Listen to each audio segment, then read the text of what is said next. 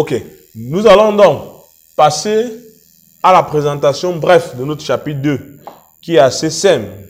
Les étudiants qui creusent beaucoup plus dans le droit de douane sont les étudiants qui sont en cycle commerce international, les étudiants qui font un MBA en commerce international. Mais en fiscalité, nous nous intéressons seulement à l'aspect fiscal du droit de douane. Nous n'allons pas creuser dans les mécanismes de fonctionnement de la douane et tout. On fait juste un balayage rapide par rapport à ça. Ok. Le droit de douane, en réalité, vous devez savoir qu'il est payé tout simplement. Pourquoi? Parce qu'on a dépassé la frontière d'un pays. Si vous ne dépassez jamais la frontière d'un pays, on ne vous parlera jamais de cet impôt qu'on appelle le droit de douane. Quand vous dépassez la frontière d'un pays, obligatoirement, vous devez payer dépasser la frontière dans le sens de l'achat de vos marchandises. C'est pas que si vous quittez vos marchés, vous partez aujourd'hui, vous vous retrouvez en Guinée équatoriale, vous allez payer le droit de douane. Non. C'est si vous prenez un produit, vous le faites traverser pour la Guinée équatoriale, ou vous prenez un produit de la Guinée équatoriale, vous le faites traverser pour le Cameroun, qu'obligatoirement, on va vous demander de vous acquitter de ce qu'on appelle un droit de douane. Ok. Maintenant, le droit de douane, il se calcule sur quoi? À l'importation, parce qu'on dit traverser la frontière, c'est importer la marchandise. À l'importation, on a deux prix. On a le prix CAF, on a le prix fort. Le prix CAF, c'est le coût assurance fret, qui est égal au prix fort, plus l'assurance et plus le fret. Plus l'assurance et plus le fret. Alors, le prix fort égal au prix d'achat réel de la marchandise. C'est ça le prix fort, c'est le prix d'achat. Maintenant, la majorité des importateurs sollicite le prix CAF parce que le prix CAF est plus rassurant. La marchandise, elle est assurée. S'il y a un dégât en route, le concessionnaire vous rembourse ou bien votre fournisseur vous rembourse. Le droit de douane, il se calcule de façon simple en prenant le prix CAF. On prend le prix CAF, on multiplie par un taux de droit de douane qui sera donné dans l'exercice. Voici de façon simple ce qu'on peut dire sur cet impôt. Il est payé si et seulement si vous avez dépassé la frontière. Il se calcule en prenant un prix CAF et en le multipliant par le taux du droit de douane. Si vous avez un prix fort, prenez-le, ajoutez l'assurance, ajoutez le fret parce que le CAF, c'est le coût assurance fret. Le fort correspond au prix d'achat réel de la marchandise. Ok. Nous évoluons également dans le dernier chapitre, qui est le chapitre 3, chez les étudiants. La fiscalité, elle est intéressante. Il faut seulement avoir un peu d'attention. Les exercices sont assez simples et obéissent seulement, parce que nous avons défini, rappelez-vous dans la définition, l'ensemble des règles législatives permettant de calculer et de déterminer la valeur de l'impôt. C'est tout ce qu'on fait en fiscalité. On prend un texte de loi, on s'appuie sur une formule un exercice, c'est comme ça que votre enseignant fonctionne. C'est-à-dire, il peut s'appuyer sur l'article 147, il formule un exercice. Il peut s'appuyer sur l'article 148, il formule un exercice en matière de TVA. Il peut s'appuyer sur l'article C12 en matière de patente, il formule un exercice. C15, il formule un exercice. Donc, ce n'est que l'application des tests législatifs pour calculer les impôts. C'est tout ce qu'on fait. Donc, il n'y a pas d'exercice magique. Mais il faut comprendre le mécanisme de fonctionnement, le mécanisme de liquidation des impôts. Rappelez-vous toujours que chaque impôt a sa base d'imposition. Vous voyez, tout à l'heure, le droit de douane, on a dit quoi? Le droit de douane, c'est le prix CAF. Donc, le prix CAF, c'est la base d'imposition du droit de douane. Le prix CAF fois son taux. La TVA, on a dit que c'est quoi? Le chiffre d'affaires, vous voyez, on prend TVA collectée, on a dit la TVA collectée, c'est quoi? C'est la vente qu'on multiplie par 19,25%. La TVA déductible, c'est l'achat qu'on multiplie par 19,25%. Donc, vous vous rendez compte que tout impôt a une base sur laquelle il est calculé. Ok. Pour terminer avec le droit d'assises, le DA, comme on l'abrège, le DA, c'est quoi? Le DA, en réalité, c'est un impôt de luxe. J'ai l'habitude de le dire ainsi. C'est un impôt de luxe parce que si vous payez cet impôt, c'est parce que vous consommez ce que tout le monde ne consomme pas. Le droit d'assises est payé pour une consommation de luxe. Quand vous avez la possibilité de vous jeter dans des consommations un peu bizarres, vous allez donner à l'État quelque chose. Parce que vous êtes en train, le message que vous transférez à l'État, c'est quoi? J'ai aussi l'argent. Mais comme l'État a aussi besoin d'argent, donnez pour lui, sans forcer. Vous voyez les gens qui consomment des caviar, les gens qui boivent des grands vins, des mouleurs, des gens qui boivent des grands whisky, des gens qui ont des yachts en mer, des gens qui mangent des bonnes choses, des gens qui vont dans les piscines, des lieux de distraction, des lieux de loisirs, des hôtels. Tous paient ce qu'on appelle un droit d'assises. C'est ça, c'est un impôt qui est calculé sur le luxe. Et maintenant, le droit d'assises également, vous pouvez avoir des cas où vous avez quelqu'un qui a acheté une marchandise en Europe. Il vient la vendre au Cameroun. Cette marchandise doit d'abord payer le droit de douane pour pouvoir dédouaner. Et ensuite, si la marchandise qu'il a achetée est un bien de luxe, il paiera ce qu'on appelle quoi? Le droit d'assises. Et vous allez vous rendre compte que même sur l'alcool et sur le tabac, le droit d'assises a été imposé. Pourquoi? Parce que la logique de l'État dans l'imposition du droit d'assises sur le tabac et l'alcool, parce que ce sont des impôts indirects. Le droit d'assises, la TVA, le TVA et le droit de douane sont des impôts indirects. Dans l'esprit du législateur, c'était pour que le coût de la matière augmente, le coût de la matière pour fabriquer l'alcool va augmenter, et que le prix de vente va augmenter, ainsi que le prix de vente du tabac va également augmenter. Raison pour laquelle les citoyens devaient se décourager de cette consommation-là. Parce que si on vendait une bouteille de bière à 400, dorénavant, on la vend à 200, à 600, je dis n'importe quoi. Il y a des personnes qui disent que non, je ne bois plus la bière parce que c'est coûteuse. Mais le législateur s'est rendu compte qu'en augmentant plutôt le droit d'assises sur l'alcool, comme le coût de la matière augmente, le prix de vente augmente, la consommation aussi augmente. Vous voyez, c'est une relation vraiment qui est bizarre. C'est-à-dire, plus le prix de vente d'un produit augmente, plus sa consommation augmente. Alors qu'on s'attend à ce que, plus le prix de vente augmente, la consommation baisse. Donc, vous voyez, c'était ça dans l'esprit du législateur camerounais. Il a instauré un droit d'assises sur les produits toxiques qui était possible de nuire à la santé, c'est-à-dire le tabac et l'alcool. Parce qu'on voulait que le coût de la matière augmente, le coût de fabrication va augmenter, et le prix de vente par ailleurs, parce que le fabricant doit avoir une marge bénéficiaire, donc le prix de vente devait augmenter, et les gens devaient plus consommer. Dans l'esprit du législateur, c'était ça, mais l'effet inverse, c'est ces produits. Raison pour laquelle il est donc toujours en train d'augmenter. D'année en année, le droit d'assises sur l'alcool augmente, le droit d'assises sur le tabac augmente. Parce que c'est sans incidence. Les gens vont toujours se lancer dans la consommation de ces produits. Donc voilà l'esprit du droit d'assises. C'est un impôt de luxe. Ok. Maintenant, le droit d'assises a une formule générale.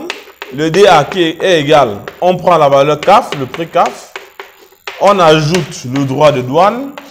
Et on multiplie par le taux du droit d'assises. Maintenant, concernant le taux du droit d'assises, on en a plusieurs taux. On a un taux super élevé de 50%. On a un taux réduit de 30%. On a un taux, ça c'est le taux moyen, 30%, taux réduit de 25%. On a un taux général, 25%, autant pour moi, réduit 12,5%. On a un taux super réduit qui est de 5%. On a un taux de 2% qui est assis sur les produits de communication Internet. Le taux de 50%, lui, s'applique sur les hydroquinones, c'est-à-dire les produits des femmes. Les femmes qui mettent les fossiles, ce sont des biens de luxe. Les parfums, quand vous mettez les parfums sur vous, les huiles de beauté, ce sont des biens de luxe. Ce sont les produits, les hydroquinones, 50%. 30%, c'est sur le tabac. Vous vous rendez compte que 30%, le droit d'assises, 30% sur le coût de production du tabac. Le 25%, c'est un taux général. Il s'applique également sur l'alcool.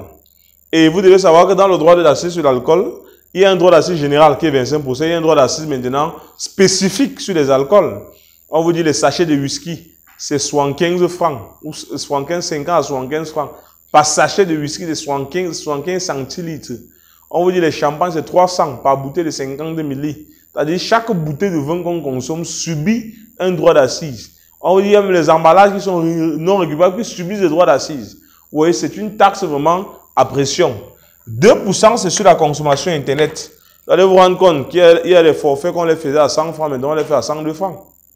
Et vous allez également vous rendre compte qu'il y a une taxe sur les transferts d'argent qui a été ajoutée dans la loi des finances.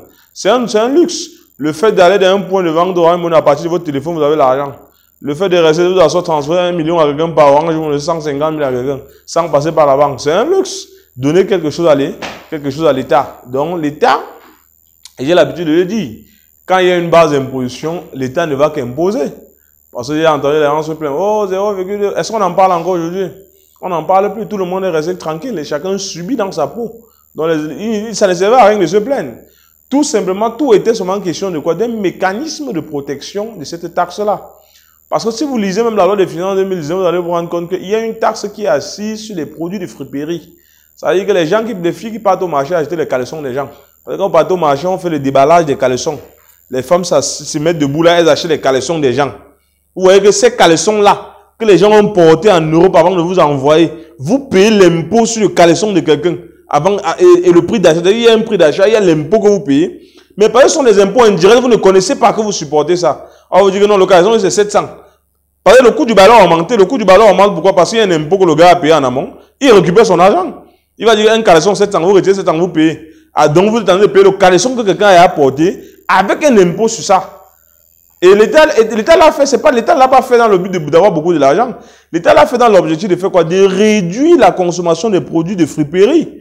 Parce qu'on sait que si le coût augmente, le prix de vente augmente, les gens vont dire que non, vraiment, il faut qu'on tombe dans les produits locaux. C'est-à-dire, les femmes devaient commencer à regarder les caleçons qui sont fabriqués localement pour pouvoir porter. Mais ça n'empêche que les soutiens, les caleçons des femmes, ils achètent tout dans les friperies. Donc, plus on augmente les impôts, plus vous consommez davantage. Mais qu'est-ce que l'État va faire? Gaston disait, c'est parce que les charges existent qu'il faut les financer, donc d'où l'impôt.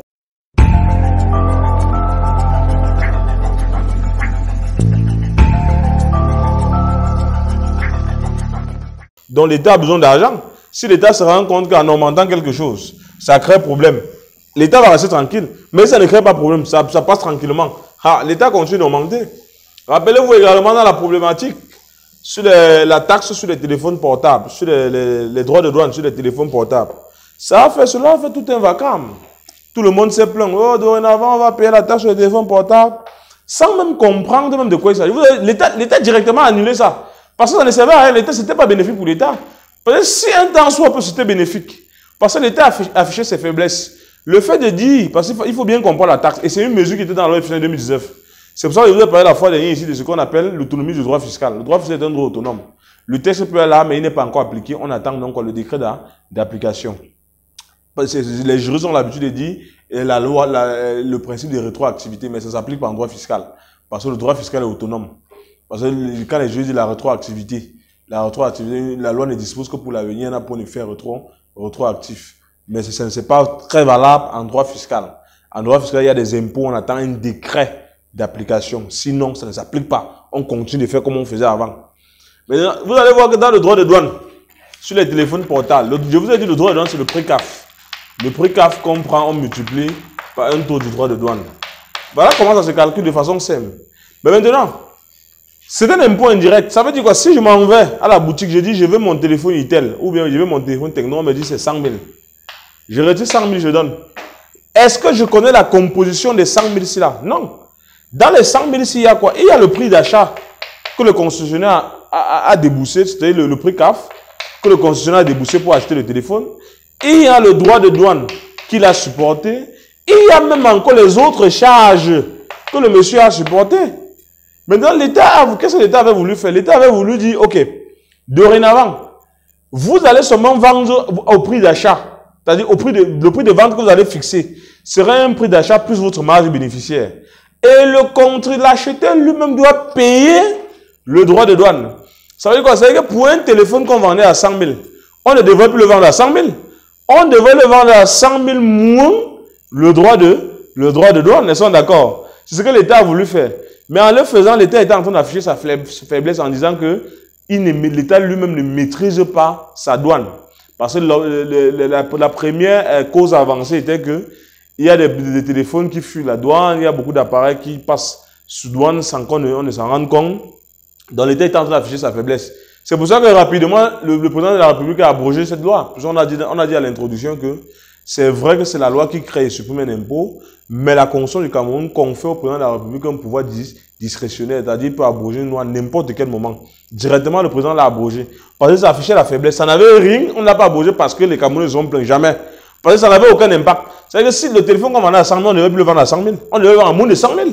Maintenant, c'est à vous, l'utilisateur du téléphone, de payer donc le droit de douane. Et en le payant, vous devez toujours monter à 100 000 de dépenses. Mais les Camerounais vont dire que non, ça veut dire qu'on va subir. Ça veut dire que c'est monté, c'est descendu. C'est-à-dire qu'il faut bien comprendre les impôts et leur mécanisme de fonctionnement. Donc, voilà les différents taux de droit de douane.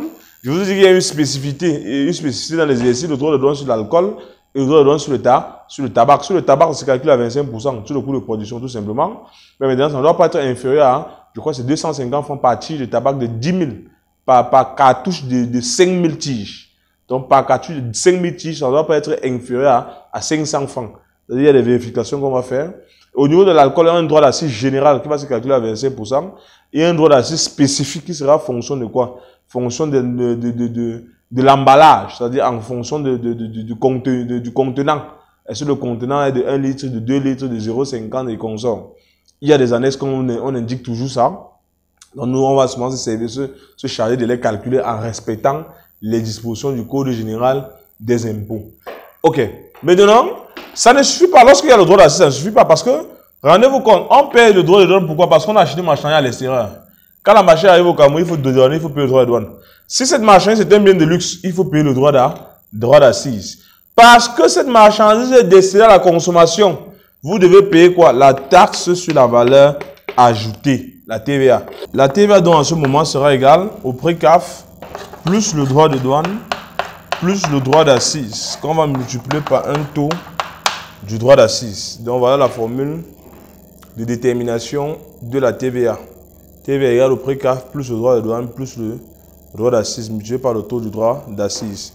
En fiscalité, on qualifie ça prix CAF plus DA plus DD de la base d'imposition de la TVA. Base d'imposition de la TVA. Lorsqu'il y a des opérations à l'étranger. Donc, c'est une TVA. Et rappelons que c'est une TVA déductible pour les opérations d'achat à l'étranger.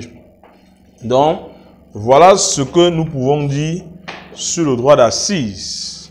Maintenant, on va terminer avec le dernier chapitre que votre enseignant très souvent n'interroge pas dessus, mais n'interroge même pas dessus, mais on parlera quand même de ça. Le chapitre, la troisième partie.